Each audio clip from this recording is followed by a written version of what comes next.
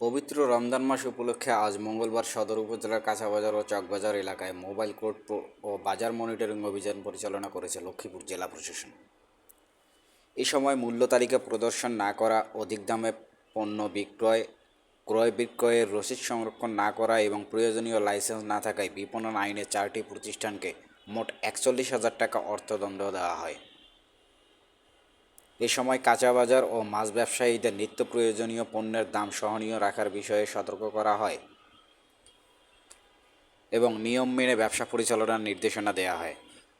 বিজ্ঞ ম্যাজিস্ট্রেট সানজিদা আক্তার সূচনা, সোহানা খন্দকার ও জান্নাতুল ছেত্রিকার নেতৃত্বে পরিচালিত এই অভিযানে কৃষি বিপণন কর্মকর্তার প্রতিনিধিরা উপস্থিত ছিলেন।